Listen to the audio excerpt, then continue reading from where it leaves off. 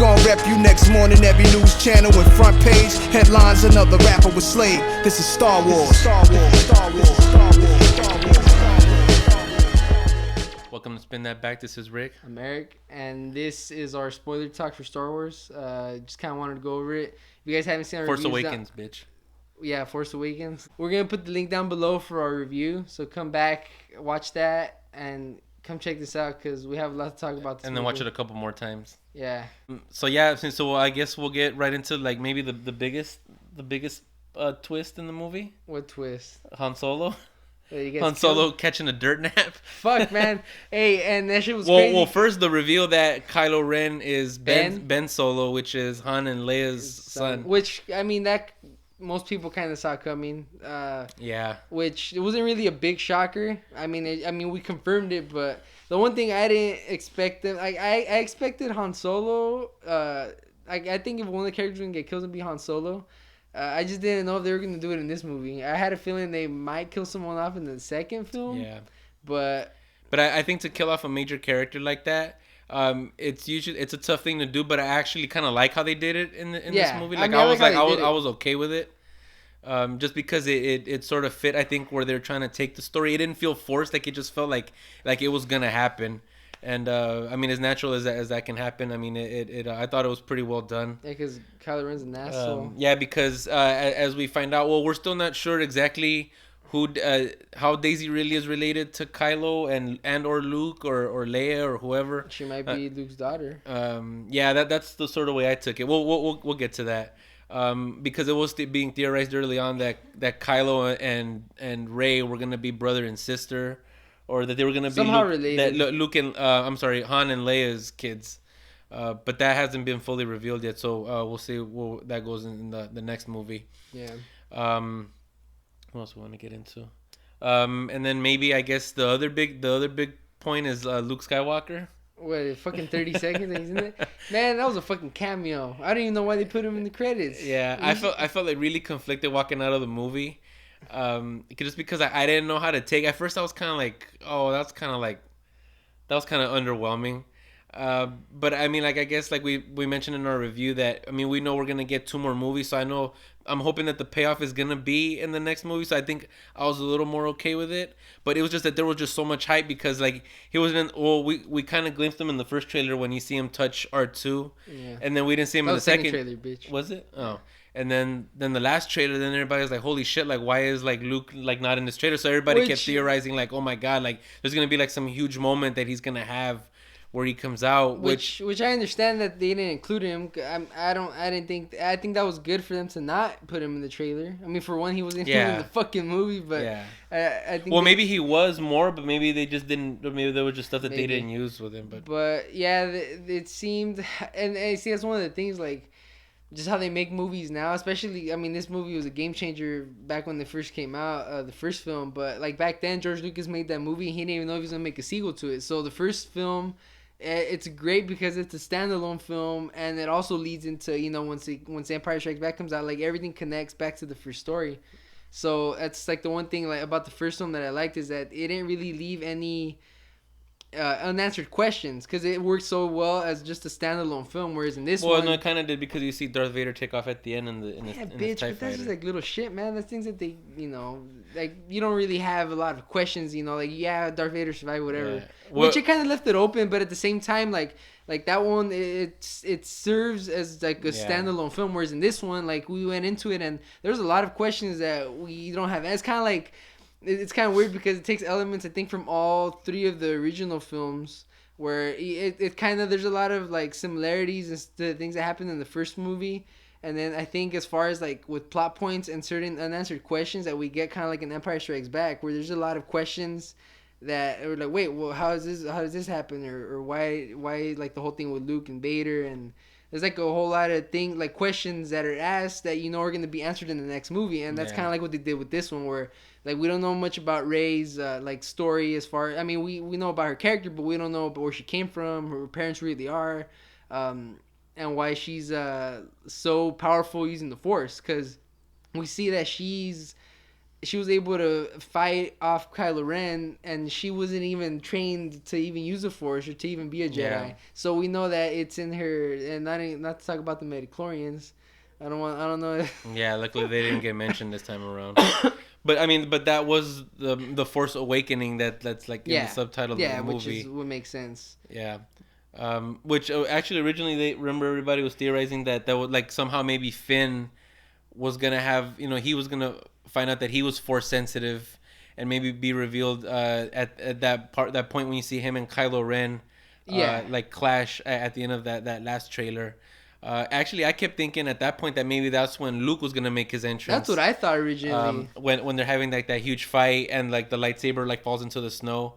And then it turns out that Rey is the one that gets it, which I think is the shit. Like, I really like that they did that, because with the original film, we see Luke kind of start to begin his training, but he's barely starting to learn how to use the Force. But in this one, like, they throw Rey in there, and Rey is already, like, it seems like she's already... Because we see her using even Jedi mind tricks on the Stormtrooper when she's captured by Kylo Ren.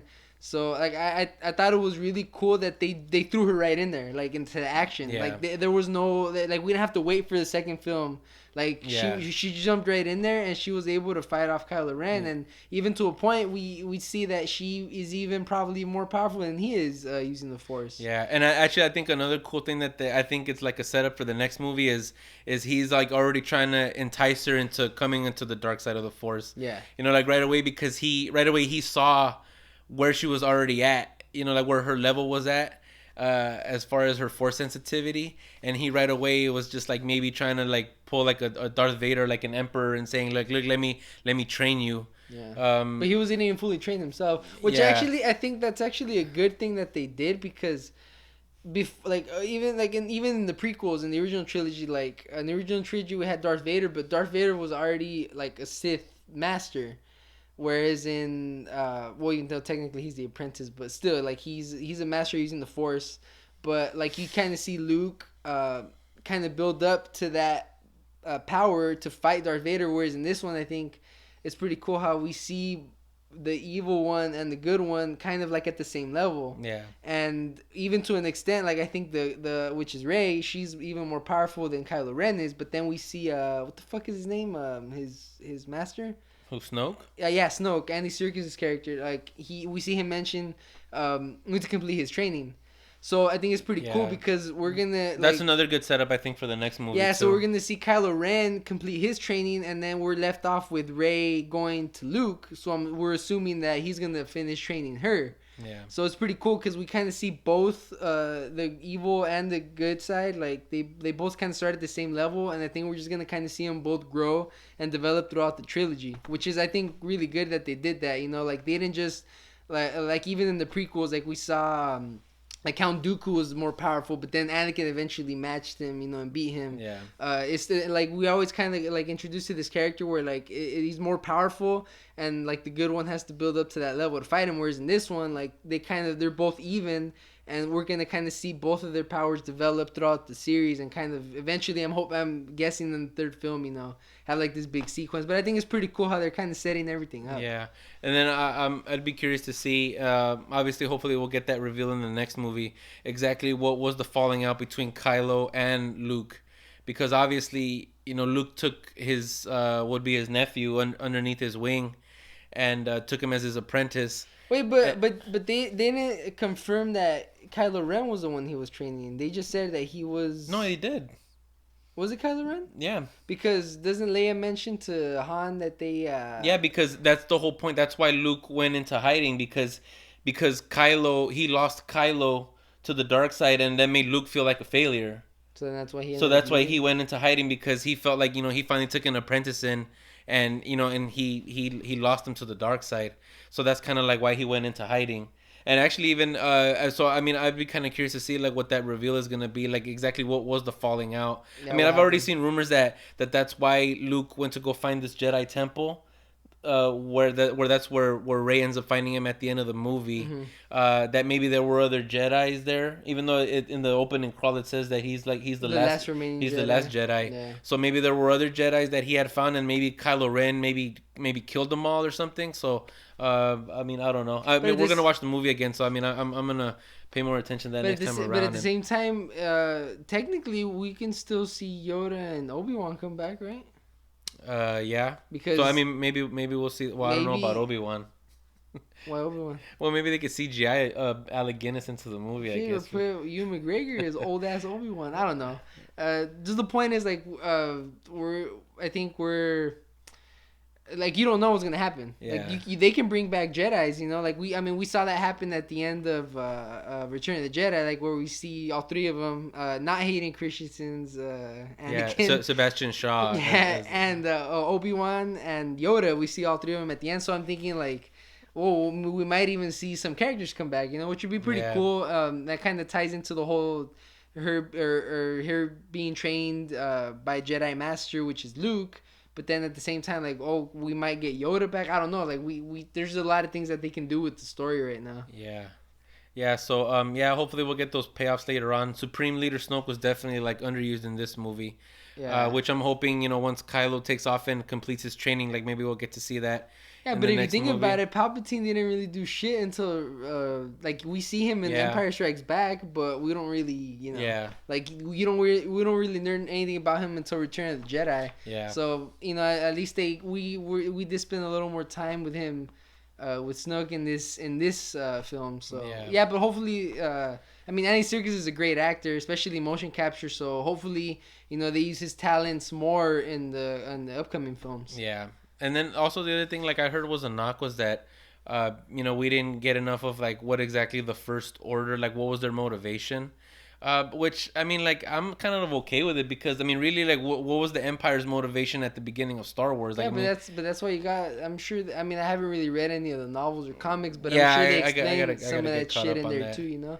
But yeah, I mean. Like, I don't really need to know that, to be honest. I mean, the bad guys are just bad guys. I mean, that's just kind of like how I take it. So, I mean, I think the problem is, like, people just, like, nitpicking shit because, like, these I mean, we could sit and nitpick the original trilogy all day, but I mean... these aren't perfect movies. Like, there was a lot of things, like, even rewatching the original trilogy, you know, even Empire Strikes Back, which is one of the great... Not only the greatest Star Wars movie, but I think it's one of the greatest movies ever. Like, there's a lot of things you can nitpick at it, but that takes the fun out of it. Like, there's just certain things that...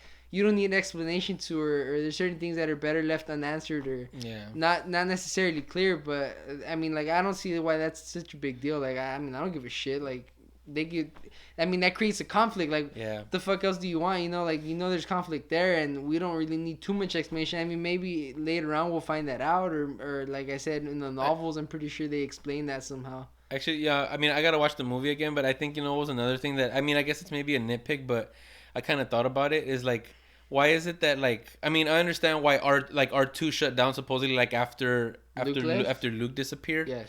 So it's like, so obviously, like, BB-8 has the one part of the map that's supposed to be able to find Luke, and then you come to find that, like, R2, like, all of a sudden, like, lights up, and then it's like, oh, here's my piece of the map, and then they put the two maps together, and then they find them. Yeah. It's like, well, why the fuck didn't he wake up earlier? Like, why did he wait till, like, the end of the movie to, like, wake up and, like, reveal the map? Like, they didn't really exactly say, like, what is it exactly that happened that, like, you know, Snap or well, maybe it has to do with Rey and her being able to use the Force. Maybe that'll get revealed in the next movie too.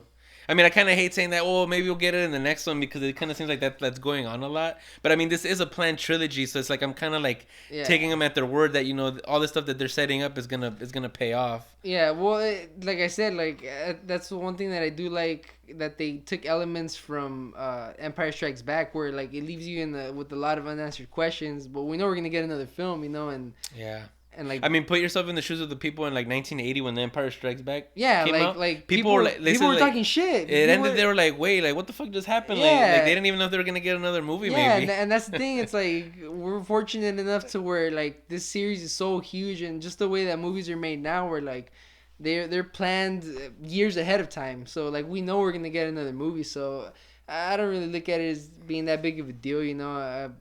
But I don't know. I mean, yeah, there's little things. The one thing I did fucking hate was we were talking about it was the cast from the Raid was in there, man. They had I forgot the actors' names. Rama and Mad Dog. And Mad Dog, yeah. They were like. I mean, I don't know if they cut out some. Because I was kind of hyped when they said that they were gonna be in the movie. I thought, oh shit, like gonna be like, at least Darth Maul doing flips and shit, and like some type of just some act. I mean, because those guys, if you guys haven't watched The Raid, which a lot of people haven't, like those movies or The Raid 2 is one of the best action movies. Yeah, those movies are the shit. Like the best fight choreography you'll see like in action movies today. Like I don't think anyone comes close. At least the way that they make action movies now, like they don't come up to that quality. But check those movies out. But those guys are like super talented. Like they're the shit as far as like fight choreography and action.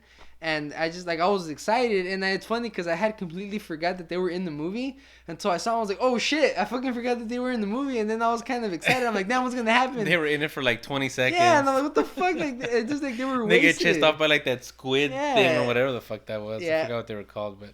Yeah, but I just felt like they were underutilized, which kind of sucks. But at the same time, it's like, well, you know.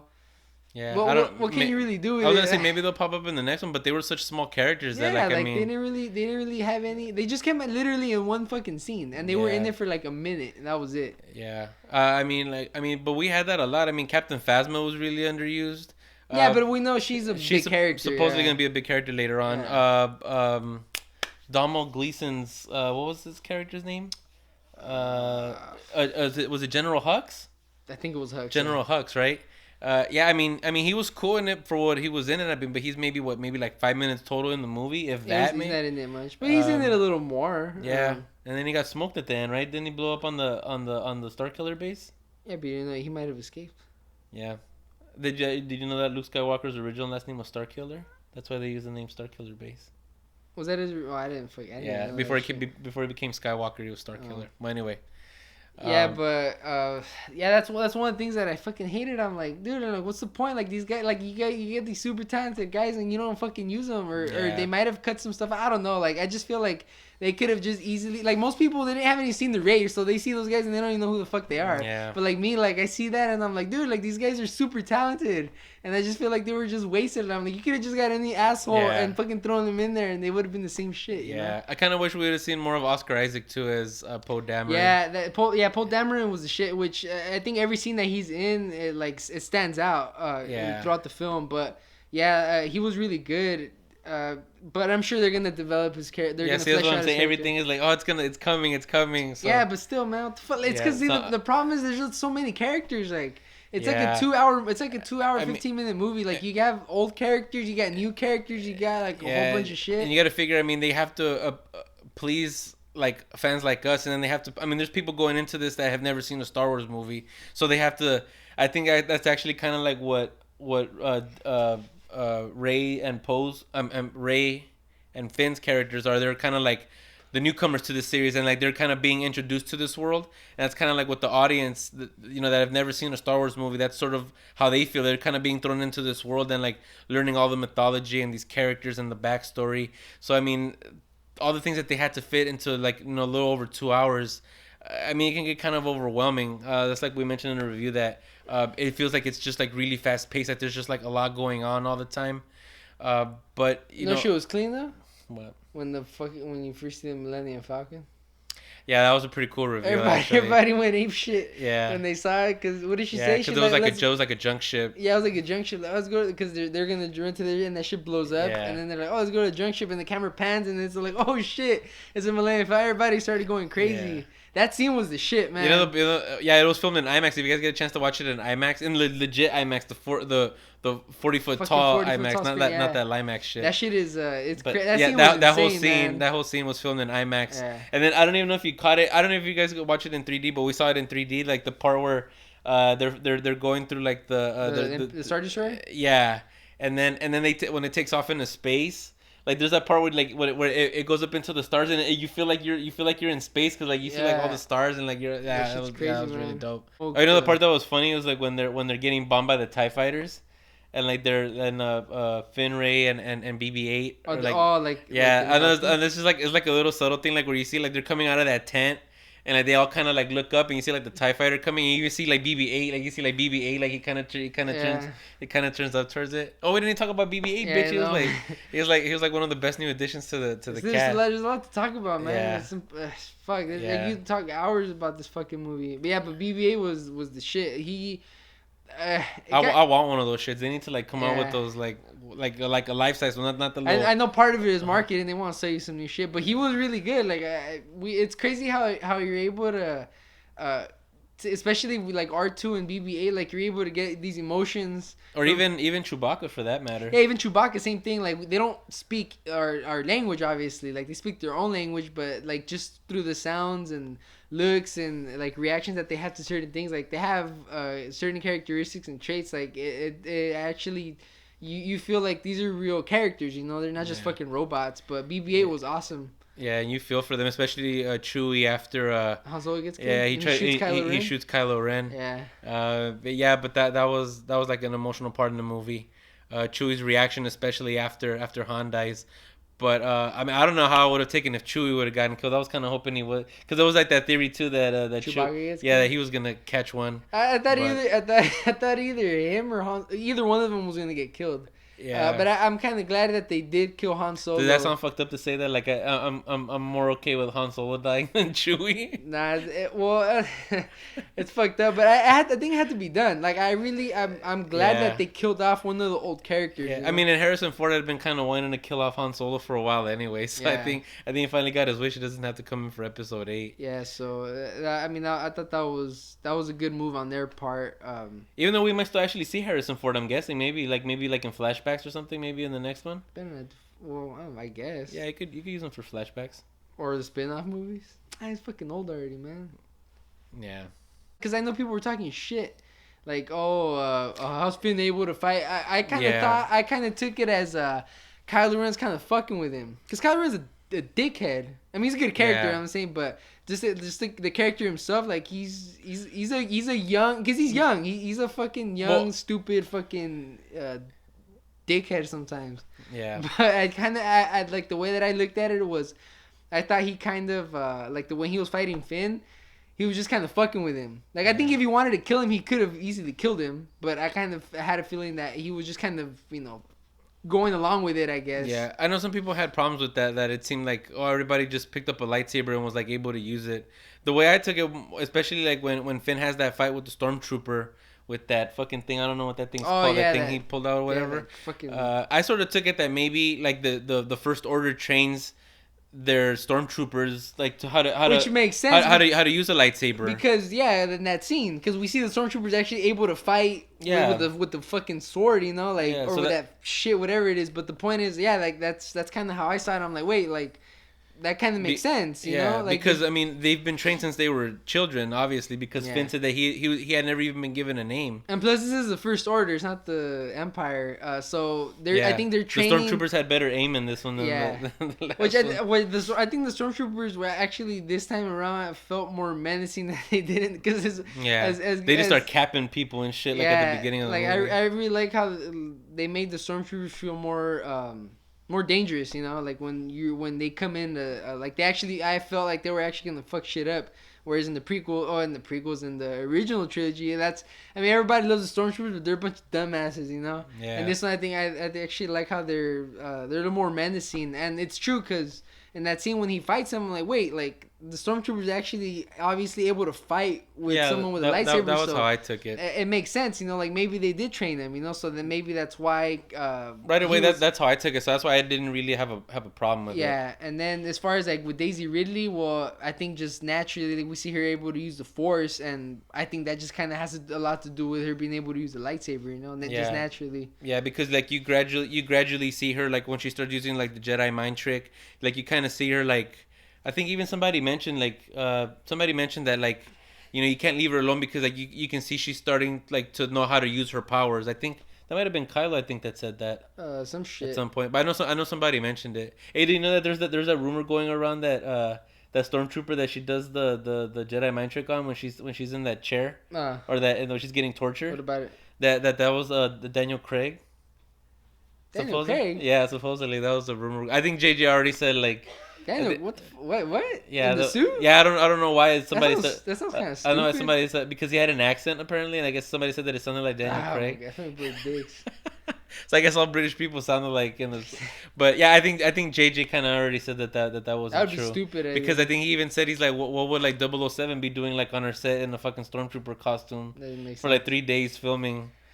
I'm glad that we're able to talk about a Star Wars movie, a new Star Wars movie, like we talk about the original trilogy. Yeah, and being excited for the next two. Yeah, so. Well, the next one anyway. I don't know about Colin Trevorrow doing episode 9. Well, I think Disney's smart enough to not fuck it up. Yeah, look, if they give him a good script, I think he'll be all right. Yeah, but I am looking forward to Rian Johnson taking over episode 8. I'm like really hoping that that's gonna be like the Empire Strikes Back of this one, because he's shown that he can do high drama. Obviously, yeah. Like I'm kind of hoping that he directed the best episode of Breaking Bad, Ozymandias, which is one of the darkest, fucking most emotionally gripping episodes in the series, and he did Looper too, and he did Looper, awesome. Yeah, and like that, even that it's set like in a very dark, like futuristic, yeah. So I just think the elements that he's proven that he's able to do, mixing that in with Star Wars, like. I don't know. It looks like it's gonna be like a really, really good movie. So yeah, hopefully it is like the Empire Strikes Back of this new trilogy. Yeah. Oh wait, there was one I remember. Another thing I wanted to mention. What? You remember that one thing that they did do that's kind of annoying that they do in movies sometimes is we didn't even talk about Maz Kanata. There's that scene where where after Rey touches the lightsaber and she starts having these visions. Yes. And she takes off running, and then Maz Kanata gives the lightsaber over to Finn, and then right away Han Solo recognizes it. He says, "Oh, that's Luke's lightsaber," and he's like, "Where did you get it?" And Maz Kanata says, "Oh, that's a story for another time." And like I hate when they do that shit. Because it's like, because she still kept talking to Finn. It's like, well, in that time that you were talking, why don't you just fucking say, oh, we recovered it on, whatever planet, or like somehow, you know what I mean? Like, why can't you just say real quick, oh, we found it in this place? Like, it's like that's almost like, I mean, that was really, I think, the only time in the movie where I kind of had a problem with it. But it's just like, well, why don't you just say where you got it? Like, what's the big deal? Because there was still like a whole nother scene after that. It's just like, why don't you just say, oh, we found it at such and such place? You can't reveal that. But I mean, I know that's probably coming up too in the next movie, so. Yeah, we'll see. But yeah, I'm really excited to have Rian Johnson taking over the next one. I was really excited when he got announced as the director for, I think, writer and director for the next one. So yeah, I'm hoping that we're gonna need very minimal setup, and we're just gonna get all story the way we got in Empire Strikes Back. So that's my hope going into episode 8, The Ancient Fear. That's what. Was that the title? No, I don't know. That's what I've heard. That's what I heard. The rumor is, or somebody said the First Order Strikes Back. Nah, fuck that, man. That's be the straight fucking ripoff. But yeah, no, I don't know. I think on Nerdist, so they had mentioned that the Ancient Fear was supposedly like the early working title. But I mean, I don't know. I don't know if that's gonna happen. But if not, the First Order Strikes Back. We're calling it right now. As long as it's not Attack of the Clones. That was a terrible fucking movie, man. That was the worst one. People like to rag on Phantom Menace, like Attack of the Clones is like. I think most people, because I've seen like people go back and rewatch them, at least from the respectable channels and stuff. Like I think most people, at least that I've seen, consider Attack of the Clones to be like the worst one. That shit's terrible. Yeah, it's the worst. But yeah, I don't know. And to you guys that are like prequel lovers, I mean, I don't know what to tell you. To me, you just can't even compare. I mean, I'm sorry. Like, you can say, oh, it's all the old people that are just all attached with Star Wars, and you guys don't like change and blah blah whatever. They fucking suck. I mean, I keep hating hearing people try to defend that shit. They're just not. I guess Revenge of the Sith wasn't so bad, but that shit was still bad. Yeah, it was still pretty bad. One of our many thoughts that we have after this, we're gonna catch it again, and maybe again. Probably watch that shit at least like 3 or 4 more times. Yeah, we'll see. But yeah, let us know what you guys thought. What some of the big reveals that you guys liked or didn't like. Did you like how it ended? The reveal with Luke in it for like 20 seconds at the end of the movie. Were you okay with it? Were you not okay with it? Some of your theories going into the next 2 movies. So yeah, let us know what you think. So click the thumbs up button, subscribe, share, and we'll catch you on the next one.